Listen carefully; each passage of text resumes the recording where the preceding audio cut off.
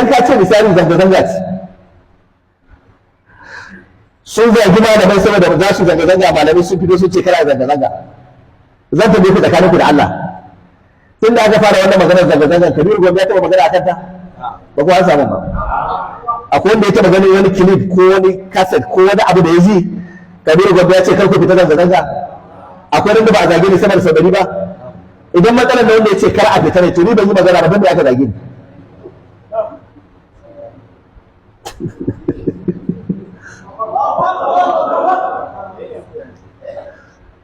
tun da aka fara wannan zanga-zanga ba taɓa magana kanta ba me yasa saboda lokacin da zai yi magana bai yi ba yanzu kuma lokacin ya yi me yasa lokacin bai yi ba ba zan yi magana kan abin da ban sani ba suwa suka shirya zanga-zangar daga ina aka kullo ta me aka kunshi a ciki daga ina ta zo suwa suka tsara ya ake suka tsara me ake so a cimma ban sani ba sai na zo na ce daidai ne ko kuskure ne ina iya yin kuskure in ce ba daidai bane ƙarshe kuma ya zama alheri ne a ciki ban sani ba ko kuma in ce daidai ne ya zama akwai shari a ciki da ban sani ba sai na zo na saka ne sabuwar tuka da warwara wannan yasa na aiki da magana Qur'ani wala taqafu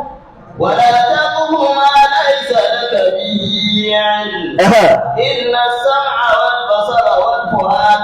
كل أولئك كان عنه مسؤولا. to ni da ban yi magana ba wanda ma take ce kira zanga-zangan kami a zage su sau ɗaya za a zage sau 50 wanda ya nuna matsalar shi da ya ce kira zanga-zanga ko gane karatu? ashe ta shiga ta gaci ashe laifin ba maganar zanga-zanga ba ce akwai abin da ake jin haushi ne a kansa ba maganar zanga-zanga da za a yi bane na biyu idan zanga-zanga ce masu surutu nan ba su so a hana suke so su yi me ya alaƙar zanga-zanga su da ƙulla mana shari kwan samu in da wasu zanga-zanga ne me ya alaƙar zanga-zanga da sai an ƙulla min shari ban ji ba ban gani ba ni ne turu ba kwan samu ba ni ne kashin to dole sai an kulla min sharri saboda ana so a zanga zanga ni za a yi wa ni na je da tallafin man fetur ba ku an samu ba ni na sa mata rafi tsada to menene ne fina inda matsalar ka zanga zanga ce me yasa na ce an kula sharri ba lokacin da zan tsaya in lissafa muku in an bada shiru ba wani yawa amma da ku gane karatu akwai bukata a dan haska muku ku gane karatu ba da haka ba ana hudu kaho ba za mu magana kai ba sai da san da ka zo sharri zaka bada mu daga ranar muka gane kai mun gaba da kai ba dan Allah kake kai mun gaba da kai mun sai in Allah bai ke bada nasara Allah ba zai taba baka nasara akan mu ba abinda Allah ya faɗa mana cewa nasara a hannunsa take kuma ba masu sharri da kage da kazafi yake bayarwa daga nan da muka je yanzu ka dawo wai ya zaka bata mu da sharri da kazafi wallahi sai mu da mu ce wanda mun gaba da shi mun masa wa bulo sabon dai amma daga sanda muka gane gaskiya kake so kuskuren mu kake so ka gano ka gaya mana to dole mu saurare ka a cikin tawali'u me yasa na faɗi wannan magana mun taru a nan Abuja saboda gwamnatin tarayya mun samu labarin ta sa hannu akan Samoa agreement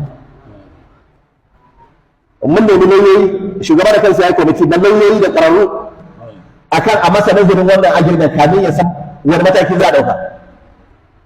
ƙungiyar Supreme Council suka kira ni suka ce faɗa wa shugaba ga taro da ake so a kira na maluma akan wannan matsala shugaba ya ce duk program ɗin mu a dakatar sai an ga ƙarshen wannan malami wajen 130 suka taru a nan Abuja muka je muka zauna farfeso akwai sama da guda 10 a ciki har farfeso law akwai a ciki ba farfesa na addini kawai ba da kafewa ban san iyakar su ba manyan shehunan malamai ban san iyakar su ba haka aka kashe dare har wajen karfe 2 na dare ana zafin kai sannan aka ce a je a tinkari gwamnati ina da cikin waɗanda suka fi kowa yin bayani mai zafi a taron shugaba ya ce wannan gwamnati muna santa muna ƙaunata idan da gaske ne muna santa to dole mu fi kowa gaya mata gaskiya da mu yadda ba kuma ba za mu taɓa amincewa ba. Shugaban haka na kawo da ajin taro ya ce kuma dole mu gaya mata gaskiya. Haka aka tashi aka je aka zo da su kai ka ɗauka dambe za a yi. Nan take sai ga sanarwa an fitar ga maluma can Tinubu ya tara su a Abuja an raba musu kuɗi domin su koma jihohi su hada zanga-zanga. A rubuce wawaye cikin al'umma suka ce haba to ai kudi ya yi kama da mutum sauna kira mani shashasha. Shi dan Najeriya in kana so ka gama da imanin shi ce masa akwai kudi a magana. Da ka ce masa akwai kudi ka gama da imanin shi, saboda shi abin da ya dauka ya zo bauta wa kudi da a duniya. Yadda yake kallon kudi ya dauka ko haka yake kallon su. Da ana wani shirin ya kai ba kuma shirin ya kai wasu ba.